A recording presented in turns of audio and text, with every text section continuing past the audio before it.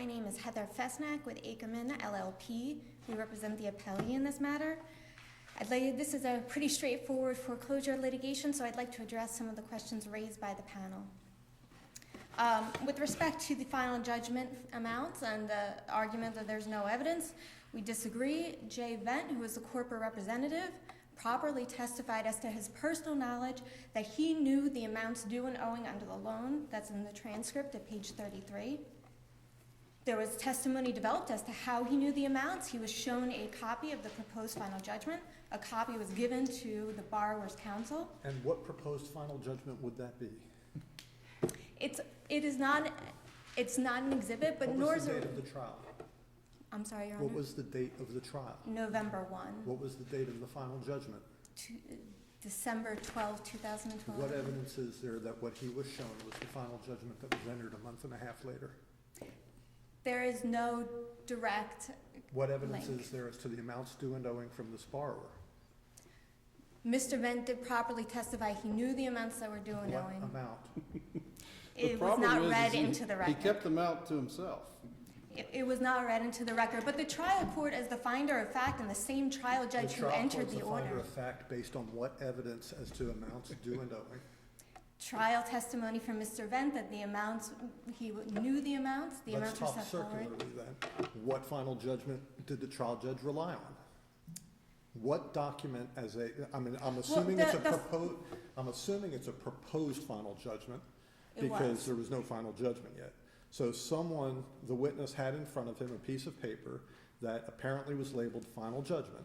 Correct. And do these numbers seem to be correct? Yes. Correct. What did the judge look at after that moment?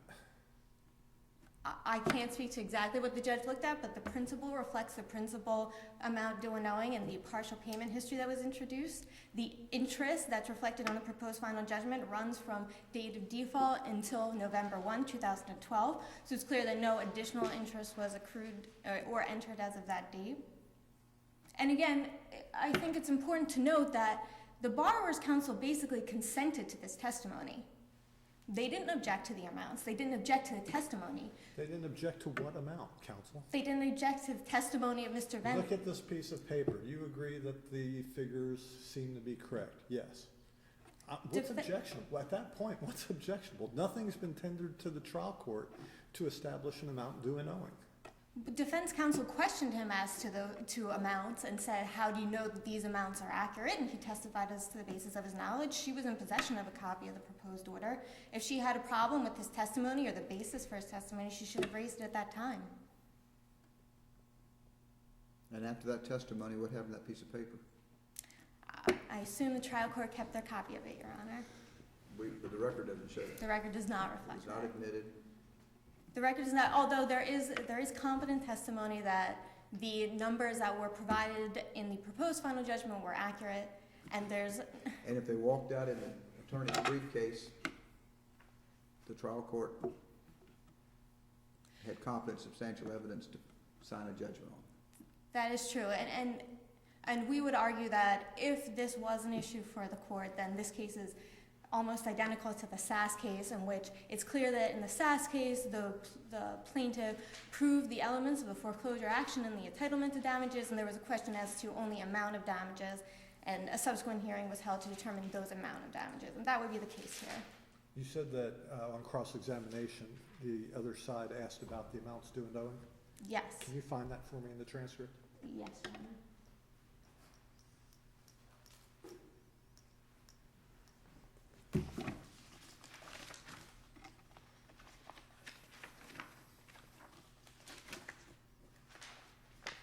Page 34 is where the witness testifies that the figures are accurate. And cross-examination begins on 35.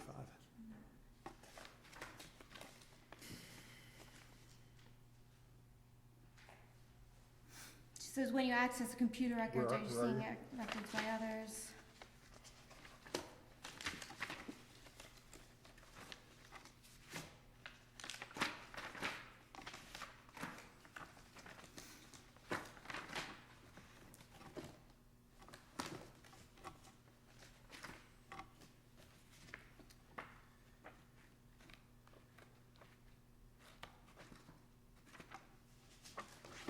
I'm sorry, Your Honor, I can't locate it. Well, I so- thought she questioned him as to the basis for his knowledge, and he testified the basis for my knowledge is the review of the business records. So she did not, opposing counsel did not question as to the accuracy of the numbers or how he knew about specific numbers. All right, it's a 3-page cross-examination, and I don't see it.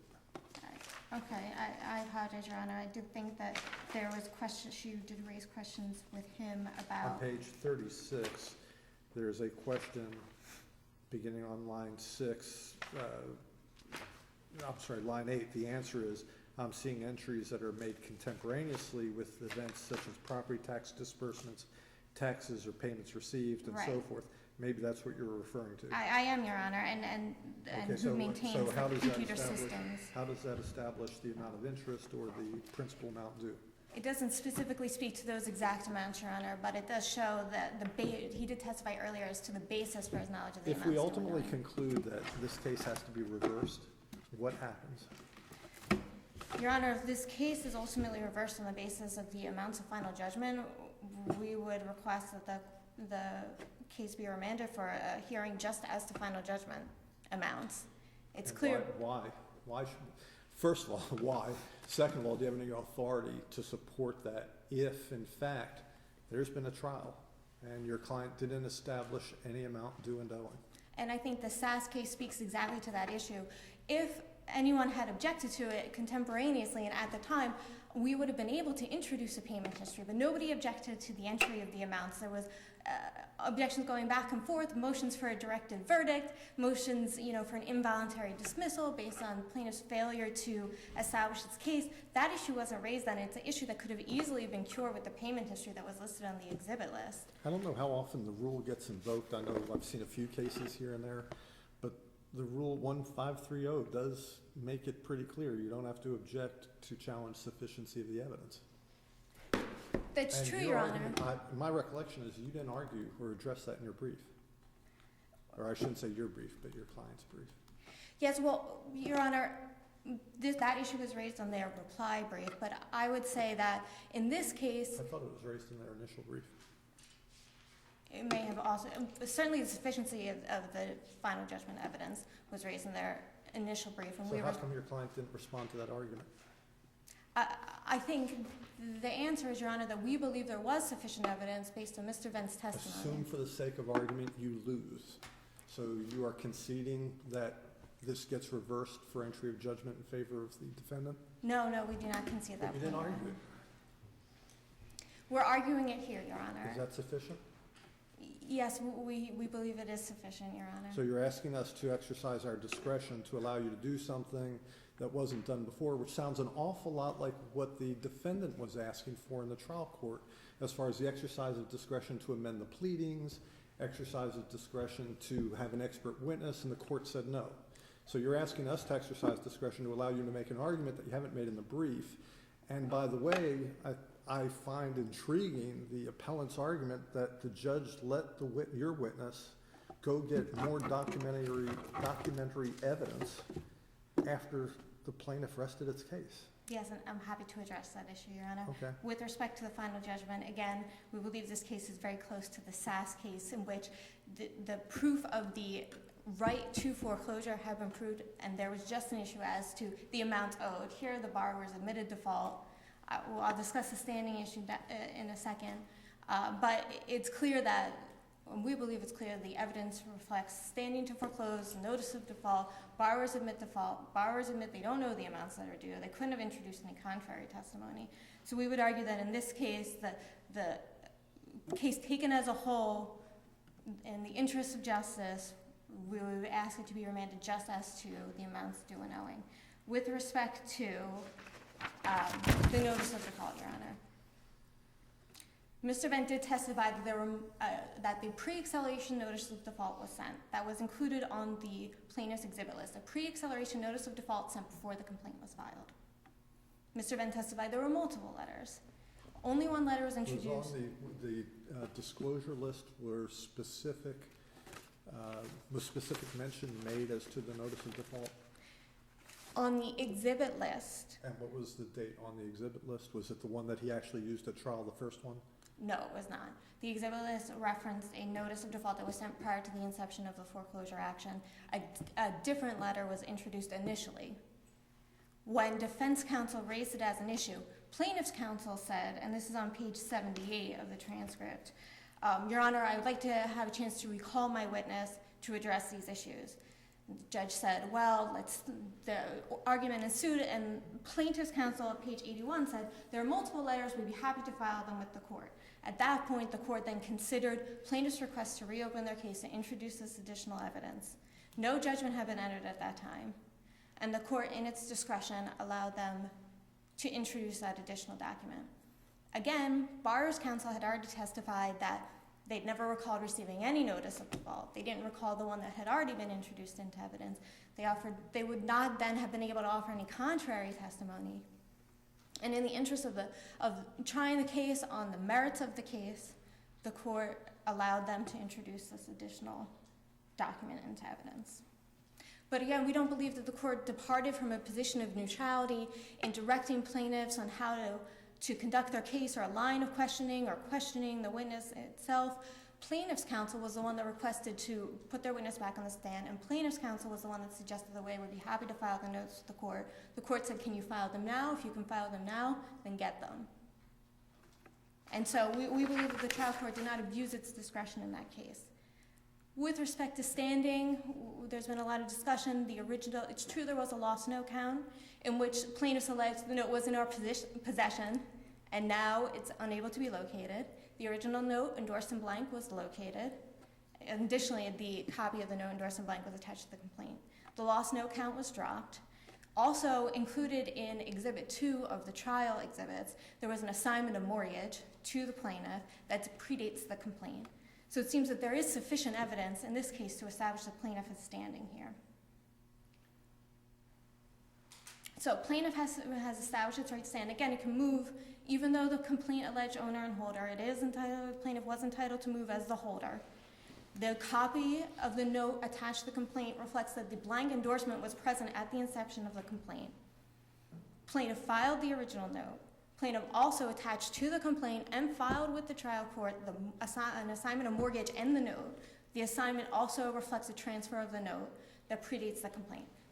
There was no additional testimony that was presented that in any way questioned plaintiff's standing to foreclose. And to the extent the borrowers raised the issue of amending their affirmative defenses or introducing the testimony of the mortgage forensic expert, all that testimony runs to the owner of the note. And that's an irrelevant issue here because plaintiff was moving as holder of the note. The court and the law do not require ownership status. Plaintiff's own witness testified it wasn't the owner of the note, it was the holder of the note. So amending affirmative defenses or allowing testimony that goes strictly to who owns the note would have been irrelevant and futile to the defense in this case. So we don't believe that there was an error in that, in refusing to allow after a 2008 case, right on the eve of trial, affirmative defenses and a new witness, especially when those issues don't actually go to the defense of the case.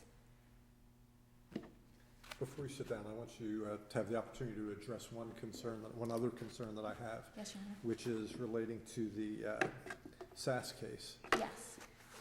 Because I know you're relying on it as being controlling as to what should happen on remand. I think it may be distinguishable, and that's why I want to make sure you have the chance to address it. In the SAS case, the witness testified based on some business records that were not admitted, and the witness testified as to the exact amounts due and owing. Right. The defendant objected to the testimony, and the court overruled the objection. It seems to me that is different from what we have here, because you have the trial court affirmatively overruling an objection, challenging the adequacy of the knowledge of the witness, whereas here we don't have an objection, which of course is a distinguishing factor in your favor, but we also don't have the specific testimony establishing the dollar amounts that did exist in SAS. So I think the ruling in SAS, Judge Valenti wrote the opinion, I don't remember who else was on it, but the Judges Wallace and Black, the evidence was there, but it was hearsay evidence, and the judge overruled the hearsay objection. Had the judge sustained the objection, then the bank would have potentially been able to fix that error. Here, there is no evidence as to dollar amount. So tell me why you think SAS is still controlling. I would argue that our witness did testify, and I believe that now what the borrowers are really saying, disregard Mr. Vent's testimony, that is hearsay, and we would say you should have objected to hearsay at that time. He did testify, and everyone was in agreement as to the document that was set forth as the proposed judgment, and then the amounts were due and owing. Nobody had any questions. The borrowers themselves testified they were in default, and they had no idea the amounts that were due and owing. So there was Mr. Vent was subject to a cross-examination. Nobody really drilled down into, opposing counsel did not drill down into the amounts due and owing. It was not a contested issue. And if the borrower's counsel now want to come back and say, oh, we didn't object to it at the time, we were fine with it at the time, we could have, we didn't question anybody on it. I think they're saying they laid a trap and your client fell into it. But Your Honor, we shouldn't be encouraging. The law generally doesn't encourage that, but a sufficiency of the evidence argument is a viable legal argument. And I believe that there's a case, if I could be permitted, Your Honor.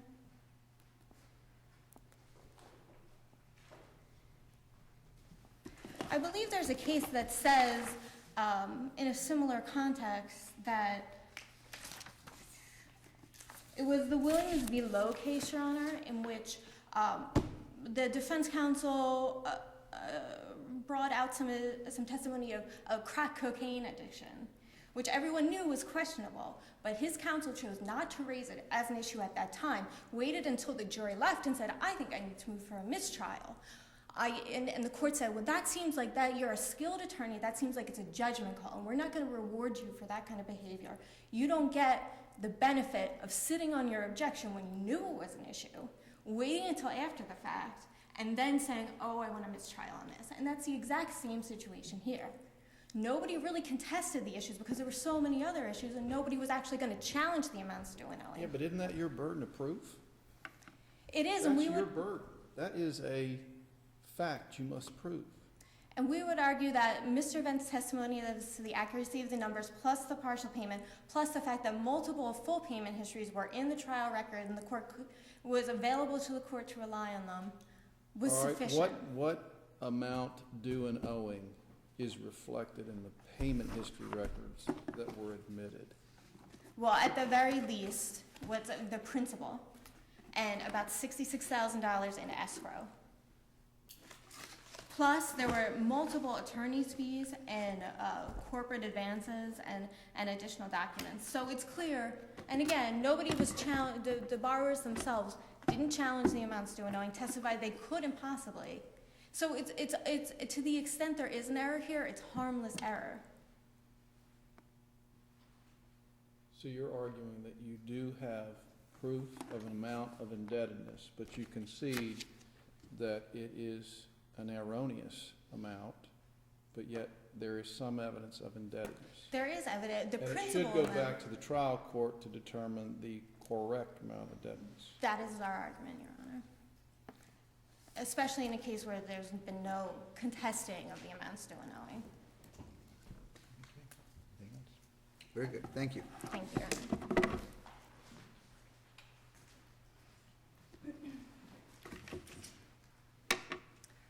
I'll be very brief. Judge Silberman, you just stated that if we were guilty of anything, it may be that we had laid a trap and they fell into it. If you recall, a few moments ago, plaintiff's counsel got up here and said, this is a simple foreclosure case, duty, breach, causation, and damages. I don't know how their failure to put on any evidence of damages was somehow a trap that we laid. And I wanted to point to some language that you included in the Correa case, and it was to the effect that these claims had been languishing for years, and plaintiff was fully aware of their burden of proof. Plaintiff is fully aware of their burden of proof.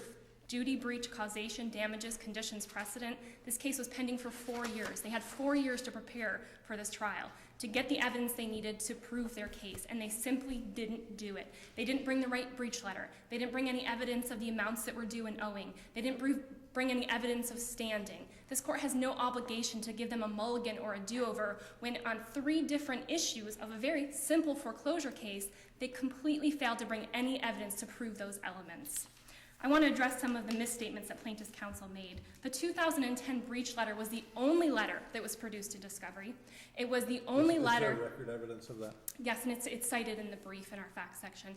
It is the only letter. Is that reflected in the record on Yes, appeal? it is. It's citations to the record. Okay. It is the only evidence. It is the only document that was exchanged. She is correct that the witness and exhibit list simply, I believe, said just breach later, but then there was an exchange of the exhibits, and I believe counsel will agree that the only breach letter that was exchanged when there was an exchange of exhibits was the 2010 breach letter. It was also the only letter that they came prepared to present that day. So any argument that there were these other letters, you didn't bring them that day. You only got the opportunity to put those letters on when the court suggested to you what you needed to do to prove that element of your case. Secondly, she misstated about the assignment of mortgage as some sort of evidence of standing. That assignment of mortgage was never introduced into evidence, never discussed by the witness or marked for identification. Yes, it's attached to their complaint, but that doesn't get it into evidence simply because you attach it to your complaint. So any argument that that's what they used to prove their standing is not supported by the record because they never moved it into evidence. They departed from that and simply relied on the testimony of Mr. Vent that that assignment is not correct, that this loan was actually transferred into a separate trust who is not the plaintiff in this case. And finally, if Jay Vent is the one who knew the amounts due and owing, then he's the only one who has those amounts in his head, and nobody here in this courtroom can come up with any evidence to support those final judgment figures. The Correa case is the applicable case. The Sass case is distinguishable because, exactly as Judge Silberman pointed out, in that case they had put on some sort of evidence, albeit hearsay evidence which was objected to. Here there was no evidence put on, and there is no reason to reward a plaintiff and give them a second chance to prove their case when they didn't bother to bring the evidence they needed after 4 years of litigation. Very good. Thank you both.